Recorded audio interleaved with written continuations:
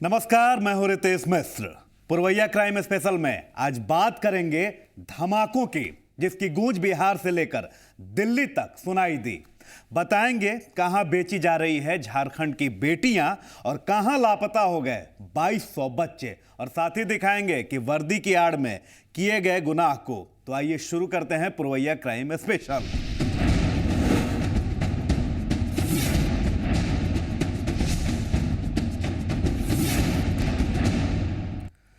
वहां अचानक बम धमाका हो गया। किसी को कुछ समझ नहीं आ रहा था। वहां के चाक चौबंद इंतजामात धरे के धरे रह गए। धमाके ने 2 लोगों की जान भी ले ली और 16 लोग घायल हो गए। क्यों हुआ था धमाका और किसकी थी साजिश, जरा आप भी देखिए। एक विस्फोट और उसके बाद हर तरफ अफरा तफरी का मंजर दिखने लगता है। लोग बदहवास हो जाते हैं, किसी को कुछ समझ नहीं आता और शुरू हो जाती है चीख पुकार। यह धमाका उस जगह हुआ था जहां सुरक्षा व्यवस्था के पर्याप्त इंतजाम होने का दावा किया जाता है, जहां लोग बेखौफ होकर पेश होते हैं, पहुंचते हैं। लेकिन इस धमाके ने हकीकत को सामने ला दिया। सुरक्षा के दावों की पोल खोल दी और उन अधिकारियों की नींद भी उड़ा दी जो सुरक्षा इंतजामात पूरे होने का दावा करते हैं। ये भोजपुर जिले का मुख्यालय है, आरा। यहीं के कोर्ट कैंपस में एक धमाके ने 2 लोगों की जान ले ली। हादसे में कई लोग घायल भी हो गए। मिल रही जानकारी के मुताबिक इस धमाके में लंबू शर्मा नाम के कैदी का दिमाग था। ये वो खूंखार कैदी है जो धमाके के बाद अपने साथी कैदी अखिलेश उपाध्याय के साथ फरार हो गया, लेकिन उसकी फरारी ने ले ली 2 लोगों की जान। और आरा में जो घटना हुई है उसमें 2 कैदी भाग गए हैं। तो लग रहा है कि उन्हीं लोगों को, प्रथम दृष्टया लग रहा है कि उन्हीं लोगों को भगाने के लिए बम का इंतजाम किया गया था। पहले भी 2009 में भी इन्हीं कैदी के लिए यही घटना हुई थी। इसमें एक वकील मारे गए थे। तो अभी तो प्राइमा फेसी लग रहा है कि कैदी को भगाने के लिए ये किया गया। मानव बम था क्या? नहीं, मानव बम नहीं था। वो बम अदल बदल करने में वो फट गया। कोई उतना पावरफुल बम भी नहीं था। बताया जा रहा है कि पहले से तय प्लान के मुताबिक लंबू के गैंग की एक महिला बम लेकर कोर्ट कैंपस में पहुंची। ये महिला चुपचाप कोर्ट हाजत की तरफ बढ़ रही थी, लेकिन इसी बीच वहां तैनात एक सुरक्षाकर्मी ने उसे रोकने की कोशिश की। तभी धमाका हो गया। इस धमाके में महिला समेत उसे रोकने वाले सुरक्षाकर्मी की भी मौत हो गई।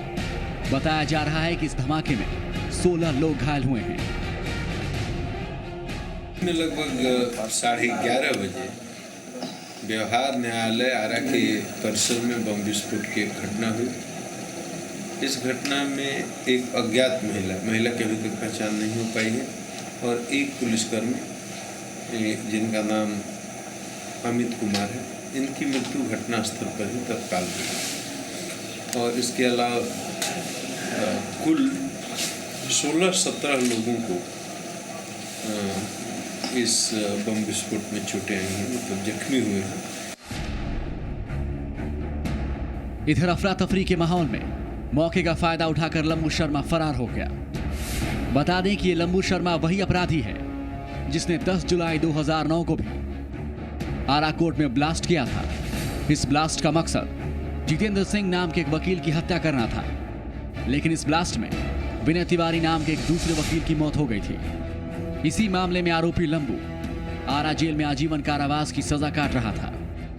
वो हमेशा जेल से फरार होने की फिराक में था और आज उसे अपने मकसद में कामयाबी मिल गई। और इस घटना में प्राइमा फेसी जो बात आ रही है, लंबू शर्मा नाम का एक अभियुक्त जो किसी मामले में पेश होने के लिए यहाँ पर आया था, वो भागने में सफल रहा। एक अखिलेश उपाध्याय भी भागने में सफल रहा है। ये दोनों लोग पीरो के हैं। और इसमें रिमार्केबल बात ये आ रही है कि 2009 जुलाई में भी एक कोर्ट परिसर में बम ब्लास्ट की घटना हुई थी, जिसमें एक अधिवक्ता श्री विनय तिवारी, लेट विनय तिवारी की मृत्यु हो गई थी। उस केस में भी यही मुख्य आरोपी है, और हम लोगों को अभी तक प्राप्त जानकारी के अनुसार ये लाइफ टर्म कन्विक्ट भी है उस मामले में। और आज ये किसी दूसरे मामले में पेश होने के लिए आया था। और जो अखिलेश उपाध्याय है वो भी कम से कम 10-12 डकैती के कांडों में संलिप्त है। तो ये दोनों लोग पूरा सुनियोजित ढंग से भागने की साजिश करने के लिए इस तरह की घटना को अंजाम दिया है। इसमें कहीं कोई दूर दूर तक अभी कोई आतंकवादी घटना होने का या कोई टेरर या अटैक होने का या फिदायीन हमला होने का बात अभी तक सामने नहीं आ रहा है। ये बाकी जांच का विषय है। 5 साल पहले हुए धमाकों के बाद भी सबक न लेना हैरान करता है। वहीं 26 जनवरी को देखते हुए पूरे देश में सुरक्षा व्यवस्था कड़ी करने की बात भी कही जाती है, लेकिन उसका सच अगर देखना हो तो आरा में हुआ ये ब्लास्ट काफी है। मनीष कुमार, जी मीडिया, आरा। वहीं इस पूरे वारदात का जायजा लिया हमारे संवाददाता अमित कुमार ने। अमित कुमार ने जानने की कोशिश की कि यह धमाका आखिरकार कैसे हुआ और कैसे अपराधी फरार हो गए। आप खुद देखिए अमित की ये खास रिपोर्ट। आरा कोर्ट परिसर में हुए बम धमाके की हर वो खबर को हम आप तक लाएंगे, दिखाएंगे कि कैसे इस पूरे घटना की प्लानिंग की गई थी। समय 11:30 बज रहा था दिन के, और इसी गेट से जो महिला है वो दाखिल हुई थी। थोड़ी देर के बाद इस गेट पे जो है कैदी का वैन लगा, और उसके बाद उस वैन से जो कैदी है वो उतरना शुरू हुए। यहाँ पे तमाम पुलिसकर्मी जो हैं कतारबद्ध होकर खड़े थे। अमूमन जब कैदी यहाँ उतरते हैं और इसी गेट से उन्हें प्रवेश करना होता है, और यहाँ तमाम जो पुलिसकर्मी होते हैं वो खड़े रहते हैं। और इसी बीच जो महिला है, जिस जगह आप देख रहे हैं वहीं पर वो महिला थी, झोले में बम लेकर के खड़ी थी। और वो एक पुलिसकर्मी जो इस घटना में शहीद बताए जा रहे हैं, उनसे उसने पूछा कि लंबू शर्मा कौन है, और उसके बाद वो जो पुलिसकर्मी है उसने उस शख्स की पहचान कराई, लंबू शर्मा की पहचान कराई, और उसके बाद जोर का धमाका हुआ। और जो महिला है जिसका सब आप देख रहे हैं वहाँ पे पड़ा हुआ है, और जहाँ इन्वेस्टिगेशन किया जा रहा है, वो तकरीबन 4.5 फीट ऊपर गई, हवा में जंप कर गई, और उसके बाद ये उसकी बॉडी के ऊपर खच्चे उड़ गए। और इसी बीच जो लंबू शर्मा है, जो कि पहले से पूरी घटना का प्लानिंग कर रखा था, वो फरार हो गया, और उसके साथ अखिलेश उपाध्याय जो है वो भी भाग निकला।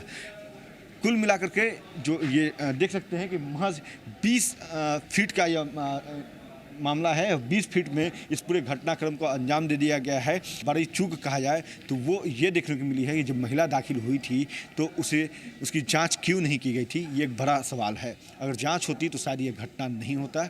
फिलहाल पुलिस पूरे मामले की जांच कर रही है, और जैसा कि आईजी ने कहा है, अम्बेडकर ने कहा है कि पूरे मामले की जाँच के बाद जो भी तथ्य आएंगे उसके आधार पर छानबीन की जाएगी और कार्रवाई की जाएगी।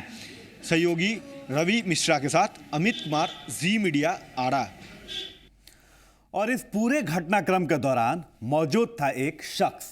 वो कांस्टेबल है जो कि कैदियों को लाने वाली गाड़ी में मौजूद था। इस चश्मदीद से खास बातचीत की हमारे संवाददाता अमित कुमार ने। आरा कोर्ट में हुए धमाके की वैसे तो कई कहानी है, लेकिन एक कहानी जो हकीकत है वो अब तक हम लाए हैं। हमारे साथ मौजूद है दिनेश कुमार सिंह, इनसे जानते हैं, चूँकि ये घटना के वक्त यही मौजूद थे। क्या हुआ? इसी जगह था। क्या हुआ? सभी लोग इसी जगह था। क्या हुआ, कैसे हुई थी घटना? कैसे हुई? तो कैदी उतर रहा था, लेडीज आगे गई, उसके बाद में कैदी लोग आ रहा था। तो हम लोग तो कैदी के गिनने के चक्कर में रहते हैं, निगाह वहाँ चाहिए, हम लोग निगाह वो वहाँ डाले थे। तो कैदी जेंट्स कैदी जो हाजत में जा रहा था, उसी समय पीछे में आवाज़ हो गया। आवाज़ हुआ तो सले और अंधेरा हो गया। कितने कैदी आए थे आज इस कोर्ट में पेशी के लिए? क्या 37 की कितना? 37। उसमें महिला भी थी? हाँ, महिला भी थी। असल चीज़ है जे अफसर लोग सब कैदी आ जाता है तो हम लोग कागज लोग दिखाता है जे इतना कैदी आया। पहले हम लोग कैसे बता सकते हैं? वो तो अच्छा, ये बताइएगा कि जो महिला कैदी थी वो पहले उतर चुकी थी क्या? महिला कैदी पहले उतर चुकी थी? हाँ, उसी समय। धमाका कब हुआ? है धमाका कब हुआ? वो जेंट्स आ रहा था उस समय। पर महिला पहले से यहाँ खड़ी थी? हाँ, नहीं, हाँ, उसी जगह महिला पहले से खड़ी थी। हाँ, वो फिर बाद में धमाका हुआ। तो ये समझ सकते हैं, ये बता रहे थे पूरी घटना को इन्होंने अपनी आंखों से देखा है। चश्मदीद ये गवाह हो सकते हैं, पुलिस की जो जांच होनी है, अनुसंधान होना है, उसमें इनका अहम रोल हो सकता है। और ये बता रहे हैं कि किस तरह से घटना हुई थी। महिला यहाँ पहले से खड़ी थी, और उसने महिला जब कैदी उतर गई तो कुल मिलाकर 37 कैदी यहाँ आए थे आज पेशी के लिए। और वहाँ जो महिला कैदी अंदर चली गई थी इस वार्ड में, कैदी वार्ड में, तो उसके बाद वहाँ खड़ी महिला जो है वो धमाका की, और उसके बाद जोर का धमाका हुआ। और इसी का फ़ायदा जो लंबू शर्मा है और अखिलेश उपाध्याय, इन दोनों ने उठाया, और यहाँ से 9-11 हो गए। सहयोगी रवि मिश्रा के साथ अमित कुमार, जी मीडिया, आरा। कहाँ हो रहा है बेटियों का सौदा, दिखाएंगे ये भी, लेकिन एक छोटे से ब्रेक के बाद।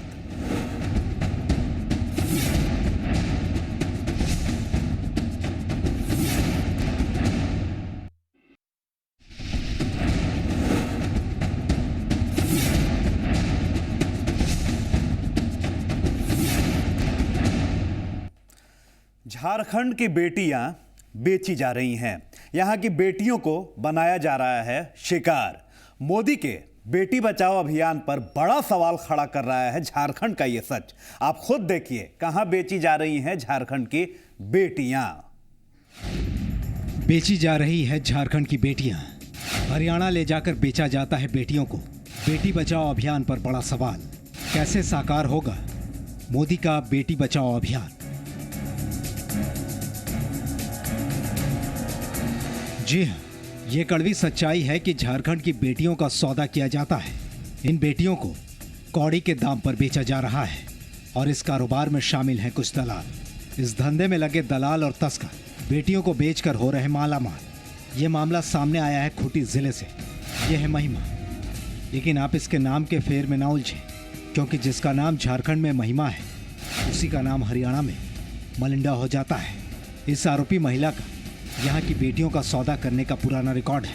इस बात की गवाही इसके बैंक अकाउंट भी देते हैं। इसका प्रमाण इसलिए मैं दावे से बोल रही हूँ कि इसका एक अकाउंट नंबर मिला जिसमें पंजाब हरियाणा से पैसा ट्रांसफ़र हुआ है। इसमें हुआ है, इसके अकाउंट में अभी 50,000 रुपया है, जो अभी परसों जो ये बेच के आई है, खुद बोली है कि हम 80,000 में बेचे हैं, तो 25,000 ट्रांसफ़र हो चुका है और लोग हिस्सा लिया होगा। अब आपको पूरा मामला बताते हैं। मुरुह गांव का एक परिवार गुमशुदगी का मामला दर्ज कराने खूंटी थाने पहुंचता है। थाने को बताया जाता है कि आरोपी महिमा गांव की 3 युवतियों को काम के लिए लेकर बाहर गई थी। उसके बाद 4 महीने बीत गए, लेकिन पता नहीं चल रहा। इस आरोप के सामने आते ही एंटी ट्रैफिकिंग यूनिट इस मामले की जांच में जुट गई। जांच के बाद जो सच आया उसने सबको चौंका दिया। जांच में पता चला कि महिमा यहाँ की बेटियों को हरियाणा ले जाती थी। वहाँ वो बेटियों को 50-50 हज़ार रुपये में बेचा करती थी। इस जानकारी के सामने आते ही सभी चौंक गए। पुलिस मामले की जांच में लगी है। वो जानना चाहती है कि आखिर कितनी बेटियां हरियाणा में आज तक बेची गई हैं।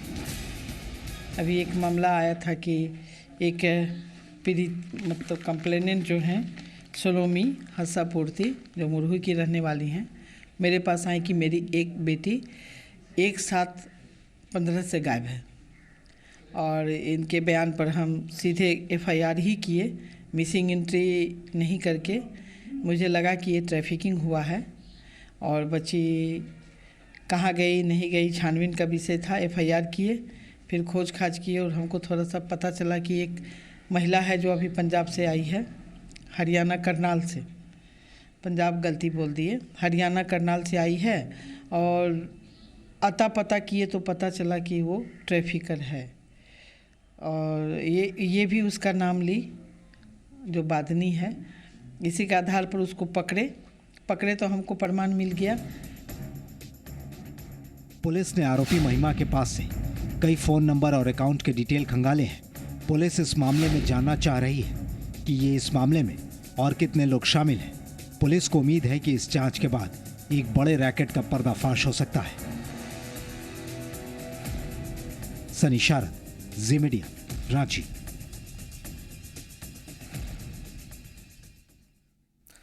साथ ही झारखंड से लगातार बच्चे लापता हो रहे हैं। हर महीने गायब होने वाले बच्चों की संख्या 12 है। पिछले 4 साल से झारखंड से 2200 से अधिक बच्चे लापता हो गए हैं। आप खुद देखिए चौंकाने वाली ये रिपोर्ट। कहां गायब हो रहे हैं झारखंड के बच्चे? पुलिस के लिए चुनौती बनी बच्चों की गुमशुदगी। क्या बच्चों की तस्करी की जा रही? बच्चों के गायब होने के पीछे किसका है हाथ? झारखंड में लगातार गायब हो रहे हैं बच्चे। गायब बच्चों को कहां भेजा जा रहा है इसका कोई पता नहीं। ना तो इसका जवाब पुलिस के पास है और ना ही किसी और अधिकारी के पास। लेकिन इन बच्चों के गायब होने का सिलसिला लगातार जारी है।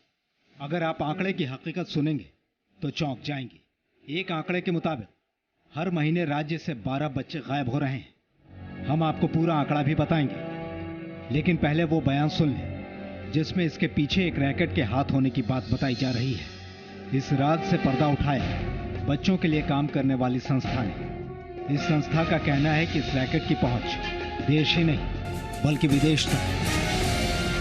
आप पूरे देश में एक और आंकड़ा देखेंगे कि जितना बेघर बच्चों का संख्या है करीब 1 करोड़ के करीब अभी जो सर्वे रिपोर्ट आया था उसके अनुसार, तो ये बेघर बच्चे जब तक इसके पीछे ऑर्गेनाइज क्राइम नहीं रहेगा तब तक ये बेघर बच्चे देखेंगे कि हर रेड लाइट एरिया पर उनसे भीख मंगवाया जाता है, मोबाइल चोरी का गुर उनको सिखाया जाता है और विभिन्न तरह के क्राइम में इनका उपयोग किया जाता है।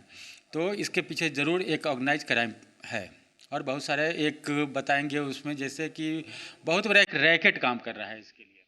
अगर हम पूरे आंकड़ों पर गौर करें तो पता चलता है कि पिछले करीब 4 सालों में 2200 से अधिक बच्चे लापता हैं। आंकड़ों की माने तो साल 2011 में 486 बच्चे लापता हुए। इनमें से 268 लड़के और 218 लड़कियां शामिल हैं। 2012 में 605 बच्चे लापता हुए, जिनमें 310 लड़के और 335 लड़कियां शामिल हैं। 2013 में 645 बच्चे लापता हुए, जिनमें 310 लड़के और 335 लड़कियां शामिल हैं। और वर्ष 2014 में 486 बच्चे लापता हुए, जिनमें 219 लड़के और 267 लड़कियां शामिल हैं। इन 4 वर्षों को छोड़ दें तो इसके पहले के आंकड़े न सरकार के पास है न ही किसी संस्था के पास। इन आंकड़ों से ज्यादा चौंकाने वाली बात यह है कि 2222 लापता बच्चों के मामले में सिर्फ 340 एफआईआर ही दर्ज हो पाया है। मिसिंग बच्चे हैं, उन सब की सूची हम लोगों ने एकत्र की है और उनकी रिकवरी के लिए विभिन्न जगहों पर हमारी टीम्स जाएंगी और जो संभावित जगहें हो सकती हैं वहाँ जाकर के बच्चों को तलाश करेंगी। इसके लिए 3-4 टीम्स फॉर्म की जाएंगी जो अलग अलग राज्यों में जाएंगी। दूसरा, मिसिंग बच्चों के मामले में एक शिकायत ये आ रही थी कि केस रजिस्टर नहीं हो रहे हैं। उसके लिए एक चाइल्ड हेल्पलाइन हम लोगों ने शुरू की है जिस पे लोग अपनी शिकायत दर्ज करा सकते हैं और यहाँ से फिर उसकी मॉनिटरिंग की जा रही है कि उसमें एफआईआर दर्ज हो और आगे की कार्रवाई हो। लापता बच्चे कहाँ जा रहे हैं किसी को जानकारी नहीं, न ही किसी के पास इसका कोई जवाब है। लेकिन बच्चों के लिए काम करने वाली संस्थाओं का कहना है कि लापता बच्चों में से आधे बाल व्यापार के शिकार हो रहे हैं। इन बच्चों से वेश्यावृत्ति, बंधुआ मजदूरी करवाया जाता है। इतना ही नहीं, इन बच्चों के अंगों की बिक्री का मामला भी जुड़ा है। सुप्रीम कोर्ट की चिंता के बावजूद बच्चों के गायब होने की रफ्तार थम नहीं रही। बच्चों को देश का भविष्य कहा जाता है, लेकिन जिस देश के नौनिहाल लापता हो रहे हों वहां के भविष्य की सहज कल्पना की जा सकती है। सनी शारद, जी मीडिया, रांची। और आगे है वर्दी वाले का गुनाह, एक ब्रेक के बाद।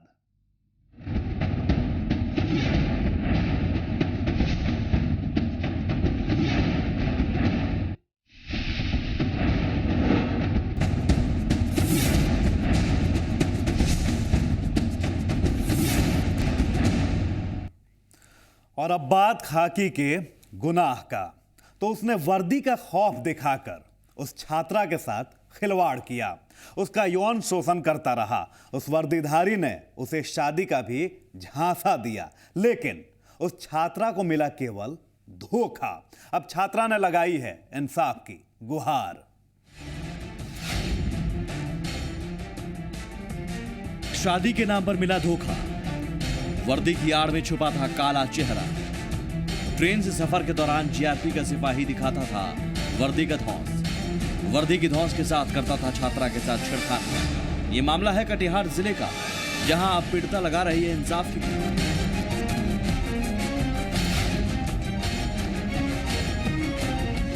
अमीनाबाद की रहने वाली छात्रा के ख्वाब बड़े थे।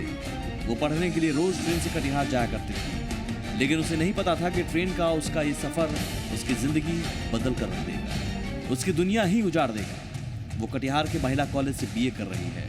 रोज ट्रेन से आने जाने के दौरान उसका सामना जीआरपी के जवान रियाज अहमद से होता था। रियाज के डर और खौफ ने इस छात्रा को मजबूर कर दिया। वो उसके झूठे प्यार की गिरफ्त में आ गई। सेवापुर से हम पढ़ने ट्रेन से आ रहे थे तो रियाज अहमद गोविंदपुर का है, कटिहार का, मेरे साथ छेड़खानी करता था। शादी का प्रलोभन देकर। जीआरपी है। पुलिस का खौफ दिखाता था। जी। क्या करता है? थे कि तुम किसी को बोलेंगी तो मार डालेंगे, और मेरे साथ ज़बरदस्ती करते थे रूम में ले जाके। रियाज शादी का झांसा देकर उसका शारीरिक शोषण करता रहा। किसी के सामने जुबान खोलने पर जान से मारने की धमकी भी देता था। 2 साल तक ये सिलसिला चलता रहा। छेड़छाड़ करने लगा। पुलिस के डर से, भय से यह कुछ नहीं बोली। धीरे धीरे इसके कमजोरी को समझ लिया और जो है उसको जोर जबरदस्ती करके इससे संबंध बनाना शुरू कर दिया। एक जो है ये फलपट्टी के कोई घर में, होटल में, वो ऊपर के कमरा में पकड़ के लेके गया और जोर जबरदस्ती करके संबंध बनाया। अभी जब यह कहने लगी कि हमारे साथ हमारा 2 महीना का प्रेग्नेंट हुए हैं, तो दवाई खिलाकर इसको प्रेग्नेंट को रोका है। और जब यह विजिट हुई तो कहा कि शादी हम कर लेंगे। शादी करके कुछ दिन तक इसको टाल मटोल किया। टाल मटोल करके इसी को कह के वो बार बार संबंध बनाता था। अभी जो है वो रिएक्ट कर दिया है और सुपौल में अभी पोस्टेड है। पढ़ने के सपने सजाए इस छात्रा की उम्मीदें टूट चुकी हैं। वो अब इंसाफ चाहती है। और इसी के साथ पुरवैया क्राइम स्पेशल में आज बस इतना ही। रहिए सावधान और होशियार। पुरवैया क्राइम स्पेशल आपको जुर्म से करता है खबरदार। कल फिर जुर्म की कुछ और खबरों को लेकर होंगे हाजिर। तब तक के लिए नमस्कार।